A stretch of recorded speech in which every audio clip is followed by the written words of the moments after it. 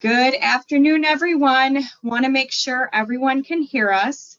And if you wouldn't mind dropping a note in the question box, just a yes or a no, or we can't hear you. Can you see us? Can you see the screen? Okay, I'm getting a lot of hellos, so that means people can see us. Awesome. Okay, so welcome to the Grow Mentorship series about Atomic Habits, a book by James Clear. I'm your host, Joanne Theriault-Fazio, SVP of Mortgage Lending, National Sales Director at Proper Rate, and your Grow Mentorship Director. And I have a great group of people on this call with us today from across multiple companies and across the country. From Guaranteed Rate, I have on Kristen Ambos, Producing Regional Manager out of Wisconsin and our Grow Chair. Suzanne Neblett, Branch Manager and VP of Mortgage Lending out of North Carolina. Titus Davis, Producing Branch Manager out of Washington. And also joining us today is Dan Moran, EVP of Sales representing all of the GRCs, and Karen Kawa, our MC Team Lead here at Proper Rate. And the reason why we're here discussing this topic today, Karen actually brought this book to my attention sometime over the summer, so it's been a while, and during a conversation where I'm sure we were probably originally discussing alone, and it turned into a call about work-life balance. And once I read the book, I knew that there was so much there that we could really uncover and help people. So we are not your experts on the topic of habit changes or habit breaking, just a group of people who really enjoyed the book and want to help others. And today we have people joining us from across all of the Guaranteed Rate companies in all departments, along with our referral partners, and we want to be able to show you that the tiniest 1% change in habits over time can actually compound and really make a difference. Which leads me into our poll questions. Our first question being, have you read the book? Obviously, all of us here have read the book. So if we could just quickly just take a poll, just gives us kind of an idea on where everyone's at with it. What actually does let me select, I think. No, it doesn't. Not as an organizer. So this is our first question. I think you can probably do this one quickly, Natalie, too. You don't need to leave it open for too long to see what the progress is. Okay, so we do have a lot of people that didn't read the book, and actually I think that's great too, because even for some of us, we've probably read the book a really long time ago. It just shows that you don't really need to read the book to formulate your good habits, break your bad ones. But anyway, going into the next poll question, just really quick. And again, you don't need to read the book to be able to answer this, and our group here can answer as well. But what is your comfort level with habit change? I will go first, and I will just say, could use some improvement. So anybody else here on the call want to answer that one? I'm for sure could use some improvement, Joanne. You know that. Okay. And any of us pros that are on here today? I try to be. Not yet. I was going to say, I know it's crazy, but I feel like being in the industry for 20 plus years and being through the housing crash and now this, habit changes are almost critical. So I do feel like I'm like, all right, here it comes, welcome it in, let's fix it. So I do feel comfortable with change. That's good. You were in the 3%, Kristen. You're in the 3%. I like to be the oddball. All right, and then last one, and this is a pick one, and we all on the call will pick ours too. What is your greatest challenge in changing habits? And this is where you are today. If you would have asked me last week, I probably would have said stress. If you ask me today, I would probably say work-life balance. So what about everybody else on the call? Dan Moran, is yours technology? Yeah. Well, I'd go technology if I had to pick one of the four here. If I had the opportunity to go other, I'd say, like, for me, change is like the fear of the unknown, right? So I think change is always one of those hardest things for us as humans in general. But as it pertains to this, I'd say, yeah, technology. Like, technology in our business has always been super important, but it's hard. Mm-hmm. Yeah. Karen, what about you? You know, probably stress. That's the greatest challenge, because it holds you back from moving forward. Mm-hmm. The fear factor, right? Moving forward sometimes. Yeah. This one, a lot of people did say work-life balance, but it was still pretty spread out across the 4 different ones. So interesting always to see what other people's, you know, thoughts and feelings are when we're talking about this stuff, keeping that in mind when we are talking. So we can go ahead, and now we're done with polls. So now it's just diving right into everything we have going on. So learning objectives. Again, we are not experts. We're not experts on the book. We're not experts on this subject, but we're just going to try to help you understand the importance of habit formation, just not just for professional, but for personal as well, and maybe even teach a few skills along the way that will help you develop some good habits and break bad ones, because that's also a very important piece, sometimes more important than making the good ones. So we're just going to dive into kind of our first question that we came up with that we thought would be good for everyone to actually answer. And that is, so in the book, we're really emphasizing that like tiny changes can make a massive result, which is a pretty cool concept when you think about it. And I was just hoping our panel here could share like a personal example where a small habit change led to some sort of a significant improvement in either life or career. So Suzanne, since you're the first on my screen, I will start with you. Okay, so this one is a bit of a challenge because my personality, I have always been very all or nothing. So I think to myself, oh, you know, the house is a mess. But if I don't have 4 hours to clean it from top to bottom, I just don't do it, because why would you just do a little bit of it, right? If I don't have a full hour to get a really good workout in, why would I just walk around the neighborhood? That type thing. So I practice this one a lot, and I really do try to do the little things, even if it doesn't accomplish the entire goal in one time. I've learned that the baby steps lead to bigger steps. So, you know, if I've got a little time and only clean one bedroom, for example, that's obviously better than doing nothing. So I think this one's super important for those people like me that that have that tendency to be really all or nothing personality-wise. That is a great example. Kristen, how about you? Yeah, I feel the same, Suzanne. You're speaking my language here, because I'm very similar in that. But I would say one of the ones that I have on the professional level that I've been talking about for probably 2 or 3 years and am finally implementing is time blocking. I know it's been necessary, and I am not perfect at it, but each day I do set my calendar up for something I want to accomplish and have wanted to accomplish. And then I time block it in my calendar, and whatever I'm doing, I stop, get that done, and I'm realizing how important it is, and it's becoming easier. So I'm really hoping that that's just like the ball that keeps rolling, where it's just going to get more and more effective as I'm finding that it really does work. So I'm really working on that 1% at a time.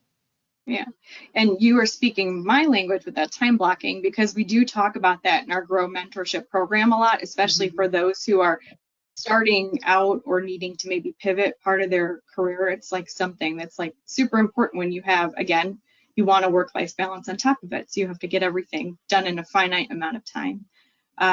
Titus, how about you? I'm the exact opposite. I like doing like the littlest amount possible. But for me, my tiny change was working out. I wanted to lose weight, and it was just a matter of just getting to the gym. And most days when I first got started, it was literally just going to the gym just so that say I got there. And I sat on the ground, stretched, was there for 15 minutes and went home. And eventually I built up and did more and more, because I know what compounding does over time, which is another great book, The Compound Effect. But just that one baby step of just going, I lost like 50 pounds in a year, and it was great. So I like doing the small things, that 1%, when I know what that compound effect looks like. Yeah, and I think the author of Atomic Habits, he actually references the compound effect too in his book as well. So, all right, Karen, how about you? Yeah, I mean, honestly, it's self-care and really positive, not getting my nails done or anything like that. You know, taking a walk, not going to bed with my phone, little things like that. So I get the right amount of rest and relaxation so I can reconnect to myself. That makes sense. Yeah. And I know that going to bed with your phone is something that you've talked to me about a lot too, because you know I do it, and it's one of my bad habits that I am really trying to break, but it's hard to shut your brain off sometimes. All right, Dan Moran, what about you? Oh man, I was hoping she was going to skip me on this one, but no, Joanne, I mean, I take the approach, I want to give the personal and the professional, right, as asked in the slide here, right? So I'll go personal first and say, like, I live on my own these days, right? So I don't love doing laundry, right? But in the same sense, the way I've rewarded myself is do my laundry, you know, I'll throw it in the morning, get the dryer at night, and my reward to myself, and that's one of the things that I learned through this book, right? You talk about dopamine releases and whatnot. I have a sweet tooth, right? So my reward to myself is I get a mint chocolate chip Greek yogurt ice cream bar the second I put away all of my laundry. I can tell you, I'm putting away my laundry because I want that bad, right? It is that important to me that I'm willing to do it. Prior to that, I'd dump out my laundry, I'd sit on my bed, I'd shift my, you know, I'd sleep on just on one side of my bed, I'd have a big pile of laundry. Joanne's gonna have to stop me sometimes because sometimes I have some deep thoughts here that I've shared too much. So I'll move on, Joanne. I can see you looking at me. Work for me, I like to tackle the hardest thing, the first thing possible, right? So if I go into my day and say, oh man, I can't believe I gotta call Kristen Ambos and tell her X, I want to take that approach to do the hardest thing first so that everything else throughout the day becomes easy, right? And there are some days where I've got 10 hard things, but I won't do anything easy until I get through those hard things. So for me, in terms of professional, I try to tackle the hard things so that everything else comes in line and the reward becomes, all right, everything else I'm kind of dealing with becomes easy. That's actually really great advice, because probably 90% of people out there don't do it that way. So that's a really good one. That's what I was thinking too, Joanne, with what Dan just said, and with Kristen with the time blocking, like doing the hard things first and time blocking. For me personally, they just seem like really big things to, you know, big habits and effective ones, but they're super hard to get in the habit of doing, but they're so important. Right, but once a habit becomes a habit, it's supposed to become easier. Yep. Which leads us into, you know, just talking about the 1% improvement rule. So throughout the book, James Clear, the author, just talks about the 1% improvement rule. Just little tiny changes every day will get you 1% better. That compounds over time. So Suzanne, I know, like we talked about this, you have applied this obviously to your personal and professional life. And what impact do you think that it has had for you? Well, I think I was answering this question with my last response, so sorry about that, but I'll expand on a little bit. You know, just talking about the baby steps, and a couple of the examples that I'll use throughout are regarding the fact that I quit drinking a little over 3 years ago. And so, you know, we'll talk some about stopping bad habits, which of course that is one, I think, that I'm proud of, but I had to develop new habits that relate to that. So in other words, you know, one of the things that I always tell myself, whether it's, you know, not drinking or anything else, is just do it today. It's kind of like what Titus said with just go to the gym. Like that's the first step.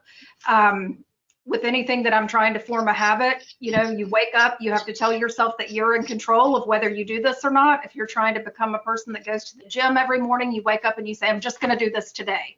Tomorrow I can decide if I want to do it tomorrow. And then tomorrow you wake up and you say the same thing. So that's one thing that I kind of live by, is just do it today and then tell yourself the same thing tomorrow, and it becomes a habit. Great. They also talk about like the different laws of behavior change and how he believes that there are 4. Make it obvious, make it attractive, make it easy, make it satisfying. And I would love to hear from everyone to hear which one do you find the most challenging of those 4? Making it attractive. I would say making it attractive, because some people may not love what they do. We love what we do, but some people may not love what they do. So I think the best way is to focus on the other 3. When you're making an obvious change and it's easy and it's satisfying, then it becomes attractive to you to keep at it. Yeah, I agree with that. For me, Joanne, I'd say, yeah, I mean, we like easy things in life, right? So if you can make it easy, it's more likely to become a habit, right? I'd go back and congrats Suzanne on 3 years journey of successfully quitting drinking, because I think, as you talked about too, that's something that was probably hard, right? So for a lot of people, I think that's hard, right? But again, I'd go back to that easy space of easier things are, it does become a habit. And that's where, you know, bits and pieces throughout the book, they talk about, like, you get into a dark room and just naturally, like, you're reaching out like this, right? That's a habit, or you're used to doing that. That's easy, but it's also survival mode too, because you're just trying to get somewhere, right? So I take the easy piece, Joanne. I also wonder if the easy piece, if a habit is easy to change, is it easy to fall back into a bad habit as well, like the reversal? So I don't know. Something to ponder as everybody is thinking of what habits they do want to change. Any other thoughts on that section before we move ahead? No, Yeah, I would just I whatever, making it attractive and making it easy are hard, I think, for me. I see Natalie's pulling it back up for us, so so we don't get lost. And Dan, I see in the comments, people are commenting on the Yasso mint chocolate chip bars. And if anybody loves Baskin Robbins mint chocolate chip ice cream, I'm telling you, they are a dupe for that. They are so good. They sell them at our Costco, and I eat them by the case. You know what I'm talking about then, right? I know what you're talking about. And Chelsea made a comment about it too in the chat.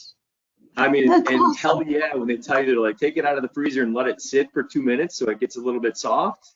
What do you guys think I was doing on my couch last night? Of course I was having an ice cream bar after I did my laundry. Yep, they're so awesome. Joanne, so should we then change this to the mint chocolate chip Greek yogurt bar? Well, so I'll say this too, and maybe I'm talking too much about it, overhyping it. I don't have any investment ownership in it, but it's like so those are 100 calories, but they have the little nuggets too. Oh, yeah. These nuggets are like 35 calories, and they've got like a little, I don't even know what kind of, like a crunch in them that is fantastic. Reminds me of like a Nestle's Crunch Bar. So, Joanne, you knew to invite me to this call. I'd get a little bit off track. So if you care, I'm hitting you. Totally.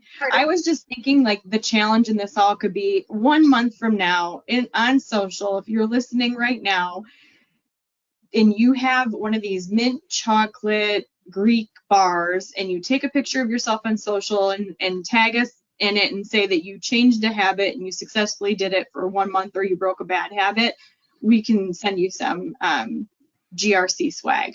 So just if anybody remembers, there's a lot of people on this call. Yeah. Love that suggestion, Joanne. Yeah. Look, this is out there smiling. He liked it too. Yeah.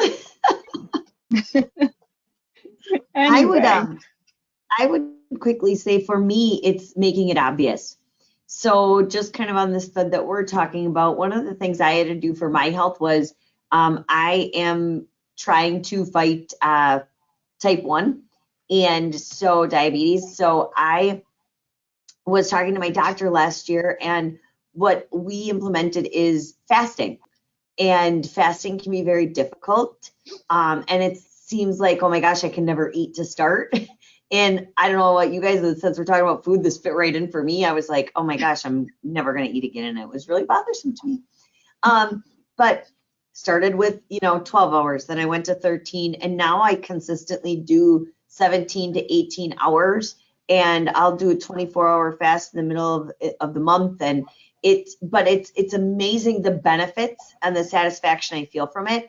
But it can be scary to start when people say that. And even when their face is when they ask me, and I'm like, oh, but it's easy. I didn't start at 18 hours. It's that, again, that slow 1% where you know you can handle it. So for me, I thought, okay, well, I can't eat when I sleep. So I won't eat from 7 p.m. to 7 a.m. because then I could eat, when I get up. And then slowly it went to 8, and then it went to 9, and now it's noon. And it takes a while to build up, but right, it's a really good habit. And in turn, my health has been crazy good because of it. So it's, that's the satisfaction part. But anything in life, just take that one little step forward, and you can definitely do it. That's also extreme discipline too, Kristen. So kudos to you, because we're such a social society with, food and everything like that. So it's kind of amazing that you can do that. All right, if we are, talking about creating successful habits, we don't have time, or probably honestly even like the know-how to get into all of the things that the author does talk about, like habit stacking and implementation strategy. So I think I just would love to hear how you all have created successful habits, like whether it was by design, by force, how have you created your successful habits? We mentioned time blocking. I think that's one of the most important habits that we should have. But one of the things that I had to work on was, cool, we can time block, but then I actually need to do those things that I time blocked for instead of moving it. Because then, we could have a time block. Okay, I'm going to call agents. But then you got a file that goes on fire. And then you got a realtor who calls you. And then now you weren't doing what you time blocked. So I think that was one of the hardest habits to break, was changing what you time blocked and actually sticking to it, at least for me, because we can get so distracted real easy. Right. Yeah. Even just picking up your phone and start scrolling too on accident. It's just this weird thing that happens sometimes. You're like, why am I looking at Instagram right now? I'm in the middle of an email. So I like that. I like the time blocking a lot. I love that everybody's bringing it up. But anyone else want to? I don't know. Going back to the making it obvious, I got one of these on Amazon. They're like $5, $10, and you set it and it will go off whatever that time is. So whatever I have time blocked, and then because I have to make it so obvious, like with my fasting, I have an app. I know I don't need the app to fast, but it's right there in my face all the time. Same with time blocking.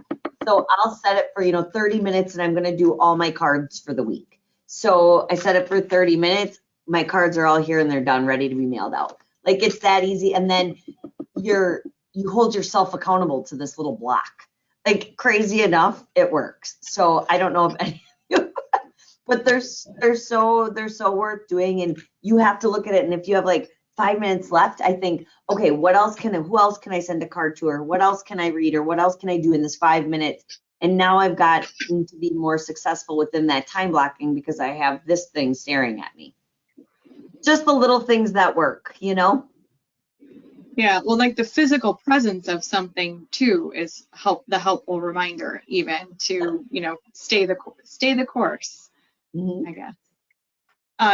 So I know we've talked about a lot of work things too that we do when we talk about time blocking, everything.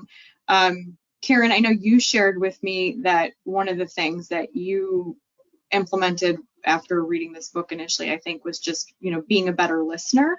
And I think that goes so far in both personal and professional life. Would you care to share a little bit about how you became this amazing listener who told me to read a book that I decided to read and try to implement into my life? I mean, part of it is really just, living in the pause and slowing down. And that's really hard. I mean, especially in this industry, but in life today, we're so used to multitasking. And it's really just taking that moment to just focus on what's in front of you. I mean, that helps me create successful habits. And it also helps me retain more. And I get more satisfaction out of whatever the task at hand is. Like, I mean, I like going to the gym, but I don't make it attractive. I have a hard time making it attractive, and I have a hard time making time for it. But the payoff I love, you know, so it's challenging because it's really seeing all of the pieces of the puzzle together. Yeah. And I think too, like for me, I have just a little bit over 2-year-old, and one of the bad habits that I broke was just even being on my phone around him, because I didn't want him to grow up thinking like that was a totally normal thing to be doing, sitting on the couch scrolling your phone. And yes, do I want to watch Moana for the 40th time? Probably not, although I do kind of love it. But I try to be present in the finite amount of time, you know, post turning the computer off for a little bit, dinner, pre-bedtime before going back to work, because it will all be there afterwards. So I think sometimes creating successful habits is also about breaking our bad ones as well. Anyway, the motivation isn't always easy to maintain, I think, depending upon what it is, whether it's a personal thing, a professional thing, if it's a fun thing, if it's a health thing. Talk about how you all maintain your consistency, and especially if enthusiasm starts to fade a little bit. For me, it's having Anyone an broken a habit accountability yet? partner. Okay. Just having an accountability. Like Kristen and Suzanne will do a monthly checkup call once a month, and that for me keeps me motivated, because if I do start to wane, then I know, okay, I got the call coming up, and I may not be excited because I have nothing to share, but I'll hear something that they're sharing or that they've done or implementing, and I'm like, oh yeah, I like that, and then that motivation starts to come back. So I think relying on people you can trust will help you stay motivated and accountable for what your game plan is. Mm-hmm. I love that for a multitude of reasons. One, people are working from home or they're hybrid now, so that's part of what the mentorship series was born out of, is like this need to connect. Also, the three of you are like in complete opposite parts of the country too, and so like that's really cool too, that you know get together and hold each other accountable. That is actually a really important thing. I don't think a lot of people do have that accountability partner, whether it's personal or professional. Mm-hmm. I think that's a huge piece of this, both personally, you know, for yourself and for others, is the accountability piece. It's so easy to, you know, I didn't have any time. I didn't have this. I didn't have that. It's so easy to make an excuse for it, but actually looking in the mirror and saying, I didn't do it. I need to be better at making it a point if it's important to me, you know, and if there's a habit you want to start, it has to start and end with you. You're doing it for you. So you can't ask anyone else to hold you accountable. And I think it's no different than, you know, as the, you know, GRC is, that's one of our mottos is holding ourselves and each other accountable, right? And so if we're living it in ourselves and personally and then professionally, it doesn't have to be a negative thing. It's not a negative thing to hold yourself accountable. It could be a very positive thing if you look at it in a positive light, and keeping that accountability to yourself. And then I think it could go with like where Karen said, or any of us, like it can go with your own self-care. It can go with how to build your business. It can go with just downtime, work-life balance. You can fit it in anywhere you need to. Mm-hmm. And probably also have to almost make it a point to fit it into both. Like you can't just take care of your work stuff. You also have to take care of your personal stuff too. And sometimes that leads into that whole, I think, was it 40% of the people that were polled said work-life balance is where they struggle, and it's like a real thing. But if you can implement something that helps you on a professional level, it can also help you on a personal level. For me, again, having a kid, like I've always been a very scheduled, time block, whatever, but now I know I have a finite amount of time during the day between school drop-off and school pickup where I need to get it all done. So I am not picking up the phone and checking Instagram and scrolling. I can do that later in the evening. So I think it's just also some of those good professional habits can carry into your personal, and obviously vice versa. So, enthusiasm, fading for habits, for new habits. But what about for habits that you try to break? Like that are hard, like trying to, if you have something that you're trying to not do and you're really enthusiastic about it, have you ever had something that you've like put back into play where you're like, I really wish I didn't do that? I wish I had insight on, oh, you go ahead, Dan. No, Suzanne, you go, because mine is probably gonna be nonsense. Yours will probably be valid. No, I was just going to say, you know, people ask me all the time, how did you quit drinking? How did you quit drinking? And I truly, it was not my intention. But I sort of went a month and then I felt great and started to see more and more benefits. And so just kept going. But I think aside from that, you know, Titus said earlier, you might have something on your schedule and you don't really have anything to contribute and you're like, I wish I could just move that or not go to that or whatever. It's just like that, or going to the gym when you don't want to. All of those things, after you do them, don't you feel great? Like, aren't you so glad that you did? I think that's what's kind of funny about all of this as I'm listening, and all of these habits that are so hard. It's like, if you just do it, you're going to be so glad that you did. Yeah. But anyway, you know, I think seeing little results keeps you moving, you know. So Yeah, there's actually like a reward in the feeling, in the way it makes you feel. So Dan just gave us a little bit of a tour through corporate. I see, changed locations. Did you want to add anything to that? I didn't think anybody would notice that, Joanne. I mean, this is bullshit. I'm on a very important call. They're like, hey, you got to move. I'm like, what? So, and now I'm off track too, Joanne. You might want to come back to him. No. Okay. The question's about breaking bad habits, though. I mean, for me, like bad habits, in a personal standpoint, I'm with Titus, right? So it's like I've been a big dude at different points in my life, and if you guys have seen me on old sharing success calls, you'd see a bigger version, a smaller version along the way. So it's like, to me, breaking bad habits sometimes is as simple as stepping on the scale, right? And it's not always a perfect reflection, but it's a number and it's a measurement.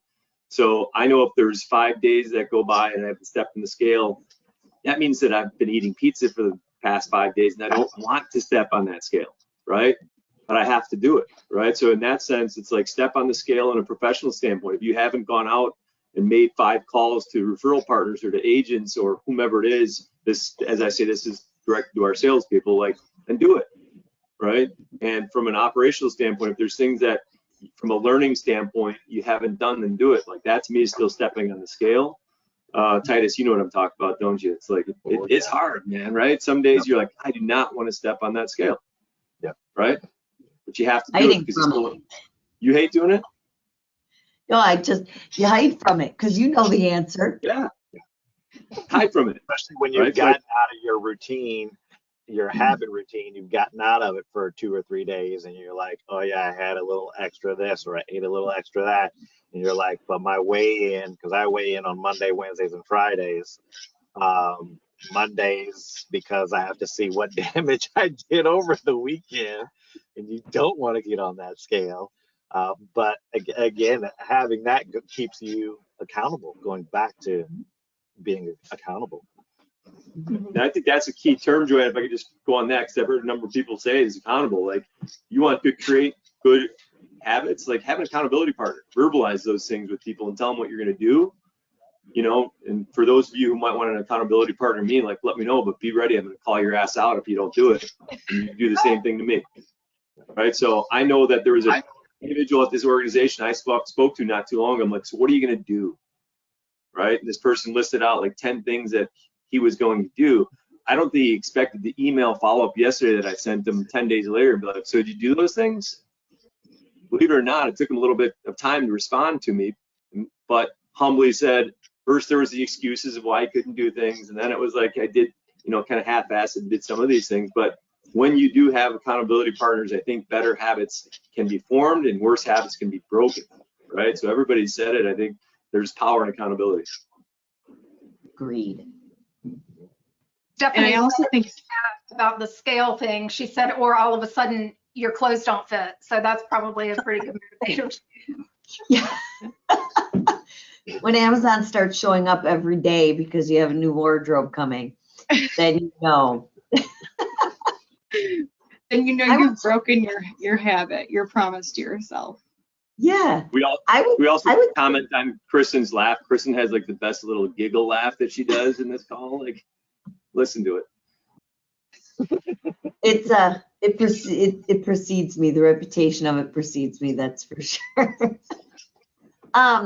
I would say too, going back, when you start getting through some of these habits and you have the small wins, celebrating them even in your own personal private way is huge. Give yourself a high five. I know that sounds silly, but it matters. Like, be happy for yourself. Don't hide that from yourself, because those are the little wins that keep you wanting to go.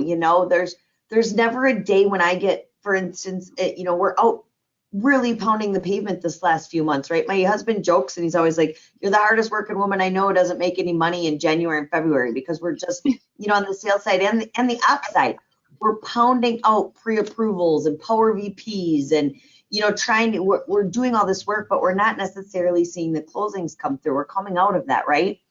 But it doesn't mean that every single offer that crosses my desk, I'm not as excited as the very first one I ever got.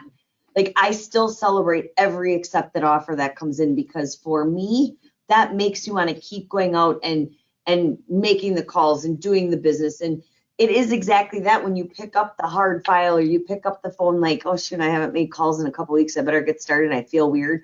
But then all of a sudden people are picking up your phone and they want to talk to you, and you feel alive again, because it wasn't as bad as you thought it was going to be if you just got started. And those types of things. That's one thing I really implemented in my business this year too, is making the calls to my old database. And there's 4 or 5 calls every day I make in there. It usually takes 5 to 10 minutes. And randomly enough, people really still pick up and want to say, hey, what's going on in the market? So that's another habit. When I get off the phone, I actually feel so much better than when I started, because I'm having good conversations with clients that, are going somewhere and are they spark certain, like, you take a little nugget from them and all of a sudden it sparks a thought for this, and then the wheel starts going. So again, it's just picking up those little things regardless of what it was, and assuming you're going to learn something from everything, and then take that as a win.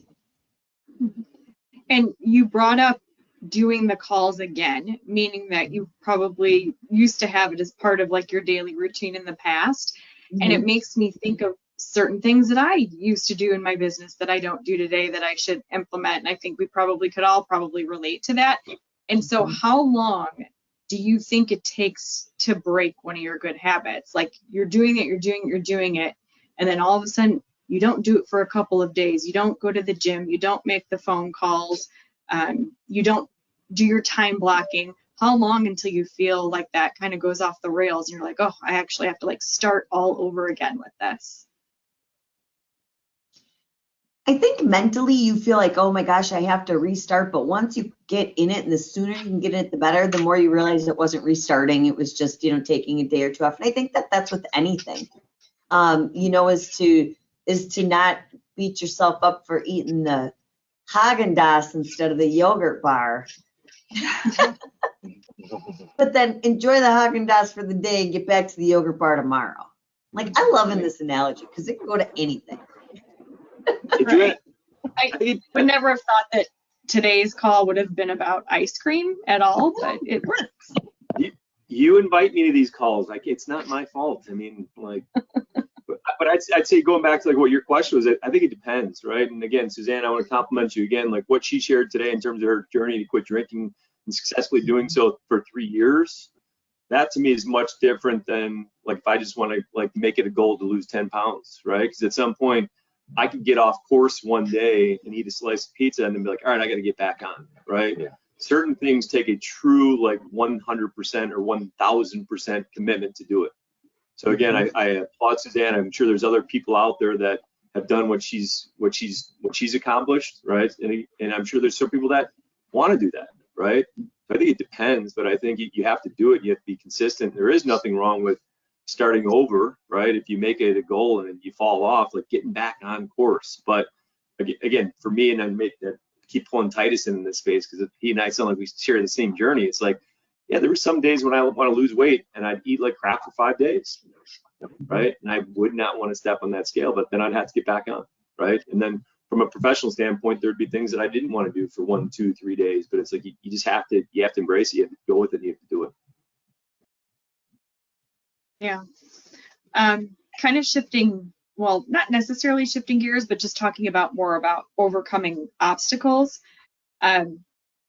One thing that, if we go to the next slide, Nelly, one thing that he talks about in the book is maybe like a necessity to change your environment a little bit, which I think like during COVID with everybody working from home, people were just like camped out at the kitchen table. I know that for me was not a good situation. So after 7 months of sitting at the kitchen table, I got kicked upstairs to a bedroom, and that made it a lot different. So some of us are creatures of habit. We like to be in the office and we can't work from home. So curious how much you all feel like with some of your habits, good and bad, that your environment helps support that habit, support that change for the habit. I had to get out of the house. Like I'm in my bedroom now and it's driving me crazy. But it's only because of my surgery that I had. But coffee shops are big in Washington, and I could go into any coffee shop and I'm guaranteed to hit 2 to 3 agents just sitting there.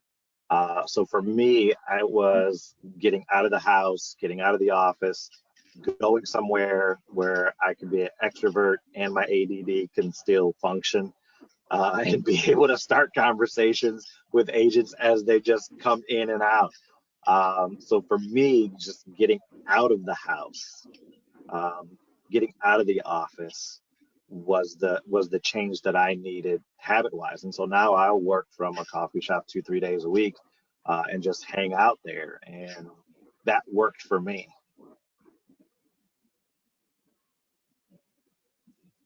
Anyone else? Tell your wife I love the throw pillows, by the way. You see how many are on there? Good night. It takes 20 minutes Same. I think we'd love to hear from Karen and from you, Joanne. It seems like the rest of us are doing all the talking here. I'll let Karen jump in on this one. I feel like I am talking a lot.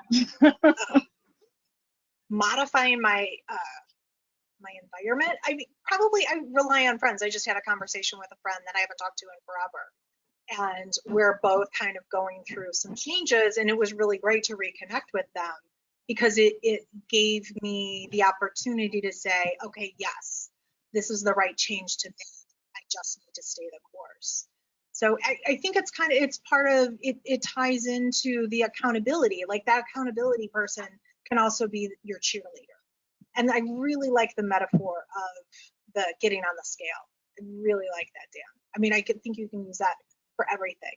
Like recommitting to, like, why did I really do this?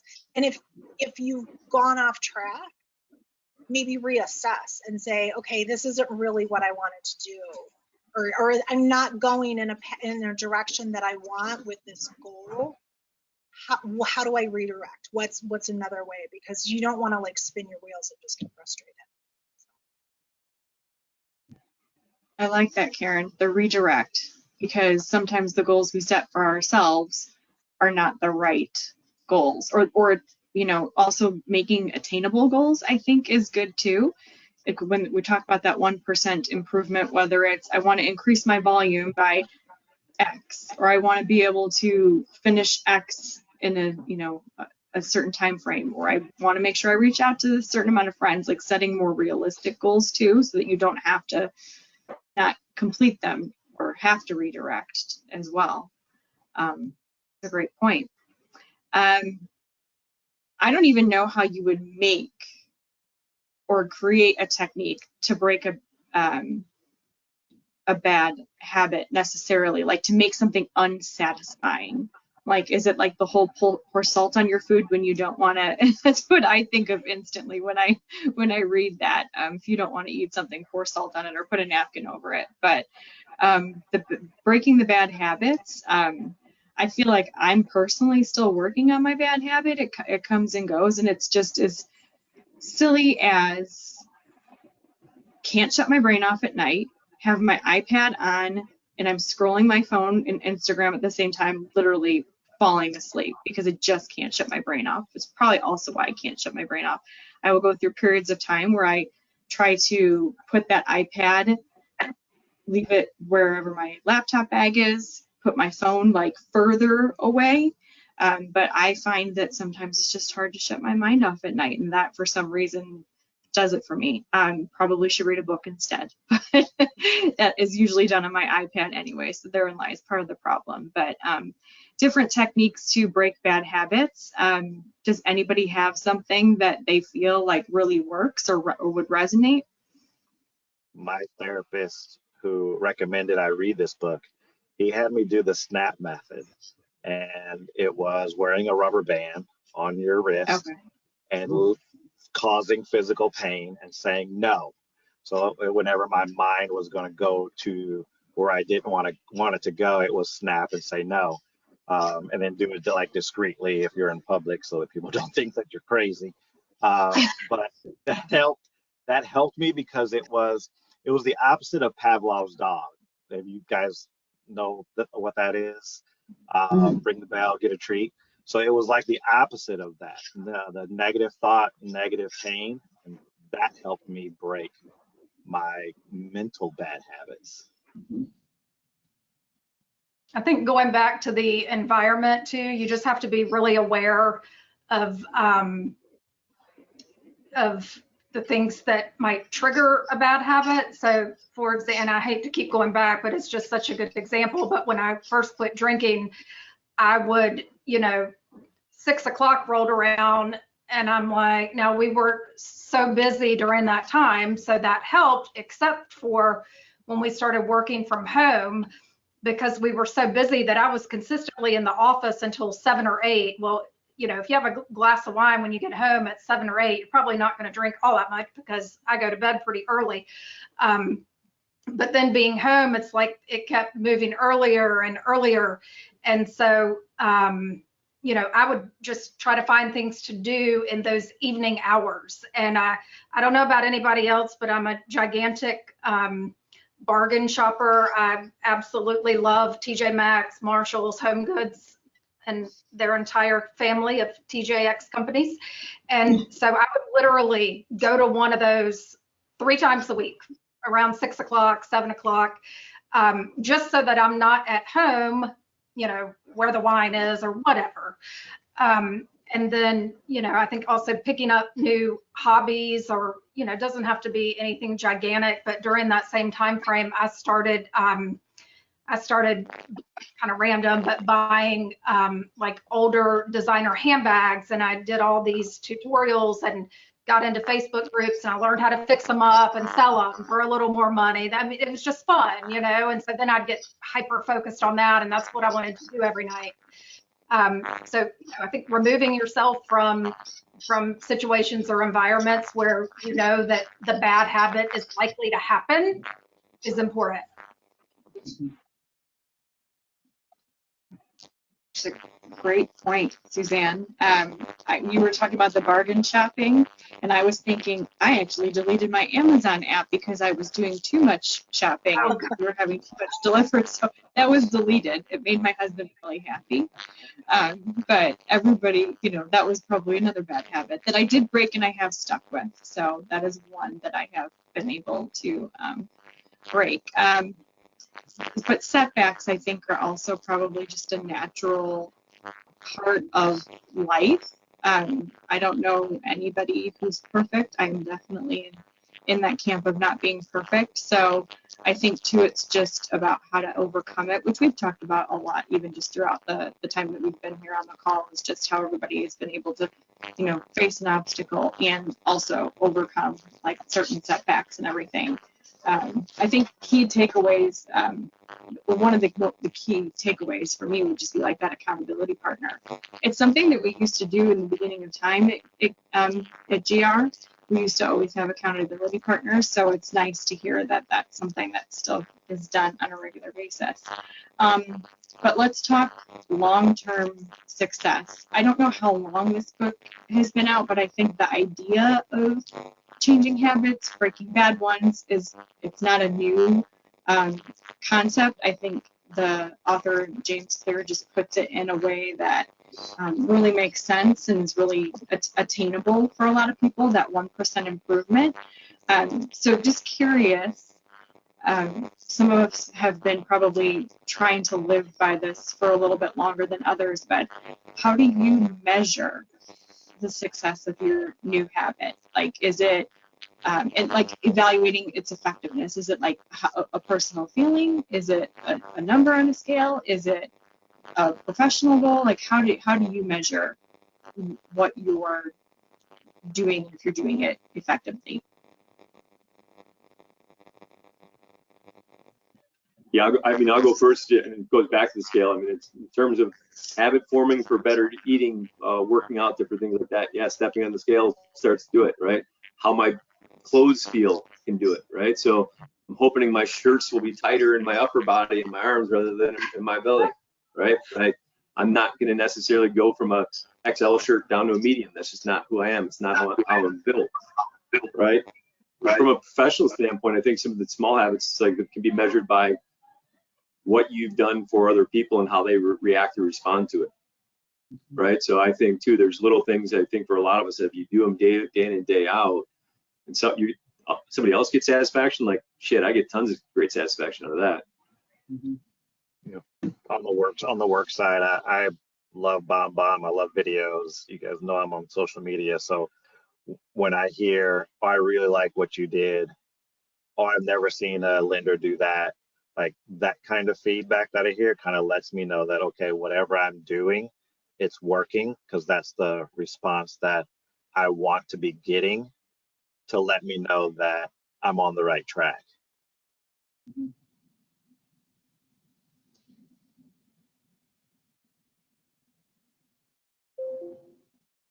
Did we lose Joanne? Feels like Joanne, I think I muted you.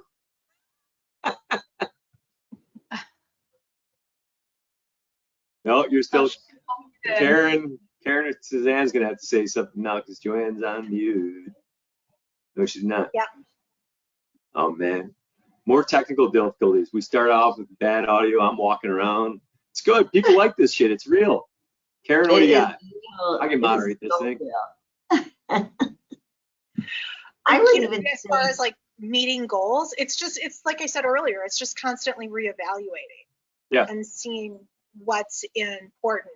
You know, how am I had something that I had to give up recently because it got in the way of my other goals, and so it's just readjusting, I guess. For me, that's how I've evaluated my effectiveness. Good. Chris, what were you gonna say? Go ahead, Suzanne. I was just going to say, anytime I'm starting a new habit, rather than trying to set like a time frame, you know, they say if you do something however many times, it becomes a habit or whatever. Instead of that, I really focus on trying to at least push through until I see some type of benefit from it. And it could be a really super small benefit.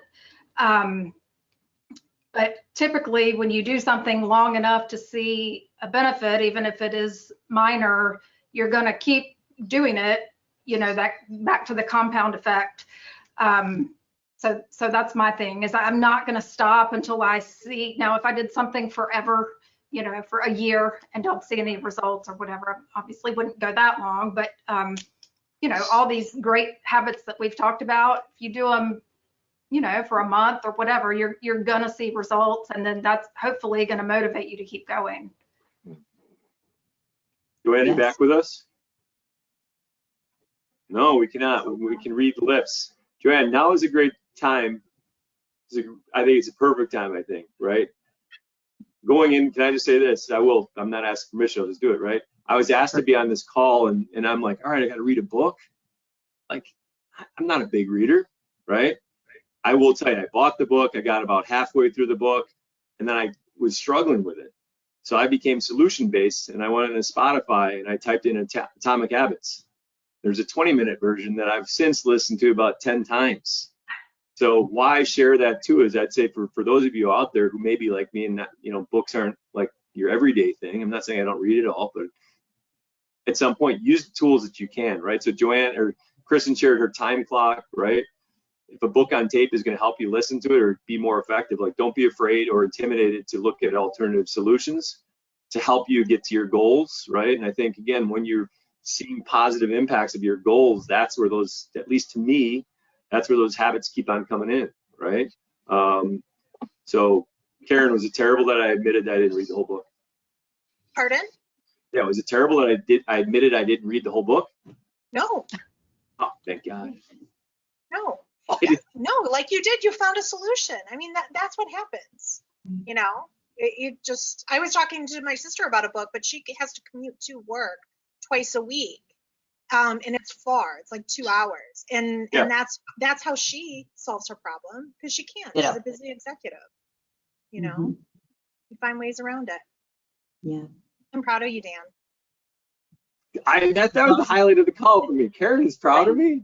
Karen, I miss you too. I miss you. It's good. So good to see you. I miss you.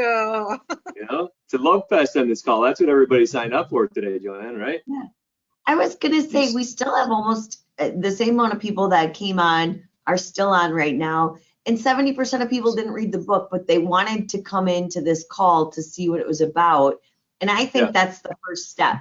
The first step is you're intrigued on how you want to change your habits, whether they be personal, professional. And I think that there's something to be said that when you start changing personally, you change professionally and vice versa. They go hand in hand. And especially in this industry, you know, coming off of 2 years where a lot of us got out of our habits of what we did because everybody was basically, it was just, everything was transitional, right? We were robots. We couldn't work fast enough. We couldn't work, you know, 8 days a week because we only had 7 and things like that, that we fell out of those habits. Go back to the basics personally and professionally of why you even got into this business, why you wanted to be in this business, and how when you felt the best in your life. And if that was I've never felt really great in my life, then there's a step one. And that's where I feel like this book for me has really been amazing. I've read it a couple times or listened to it, you know, read and listened at the same time. And every time I go through, I highlight stuff and make different notes of what I want to put into my life. And then, you know, it's okay if you go off the rails, just get back on. It's always about getting back on. That 1% habit can go, what was it? I think don't quote me on it, but he said, you know, right away in the beginning, 1% habit every day ends up being 37% better than where you started the year. Well, could you imagine if you implemented one thing to do 37% more business next year? Would you do it? You know, if that was writing a card every day, would you do it? Of course you would.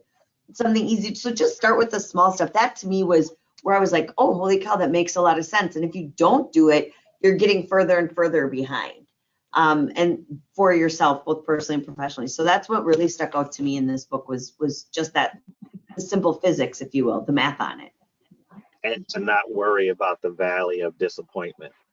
Because that valley of disappointment, what you're really doing is you're building a foundation. And then once that foundation hits, it just shoots right up, and then that compounding really starts snowballing. So just like, you know, losing weight, you may only lose half a pound a week, but at the end of 6 months, it adds up. So having that compounding effect, building that foundation and not sweating the valley of disappointment when it's not moving as fast as you want it to, because that was kind of what my struggle was moving from Michigan to Washington. I knew it was going to take me a while to build those relationships and get the trust of the agents being the new guy. And I did go through a valley of disappointment through this winter and like had really no business in Washington, but I kept showing up at networking events. I kept having a presence, and that turned into an agent who it got me in front of an agent who she has her own down payment program with the state. She got $2 million. She got 20 clients, giving them $100,000 apiece. And she said, I want you to be the exclusive lender because you showed up. And that was my 1%, was just showing up. And from that, we've closed 700,000 so far. And we had just got notification that one just funded, and we got another contract yesterday. So we're going to do like 3 or 4 mil just from that one agent. Even though I was completely depressed over the winter because no business was happening in Washington, that was my valley of disappointment, but now it's kind of taken off. That's amazing. Yeah, that's awesome, Titus. Thank you. Phenomenal. Well, Just showing up at a place that you didn't know anybody, and now look at what you're making of it. That's not a success story right now in this business. I don't know what is. Yeah. Congratulations. Thank you. Well, it's 3:02, right? We're overtime. Joanne lost her video or audio still, right? But you wave to everybody. Tell them you love them. Verbalize and say I love you, because we should tell Joanne we love her for continued effort for grow, right? She's always done an amazing job for it. Her heart and soul goes into this. So bravo, kudos, Joanne. I think from all these people here collectively, we love you and appreciate you doing this. Karen, great idea for the book. I think Yes. Bob Thompson told me I should get kicked out of the book club, which seems unfair. That's kind of garbage, right? Evelyn wrote in, the more you tell yourself hard, the harder it gets. I believe that, and that's, Joanne, you remember preaching on it, like, I hate hearing it's hard. Like, don't say it's hard. But I think hopefully everybody enjoyed today's call. I'm shutting this down for us. On behalf of the group, thanks for joining us. We hope we've provided you some value, right? For the collective panel here. Bravo, it was fun to chat with you guys, communicate. Congrats on your success. Congrats on your positive habits. Continue to fight your bad habits. And let's go forward and move on. Joanne, just go ahead, shut it down. Thanks, everybody. See you, everybody.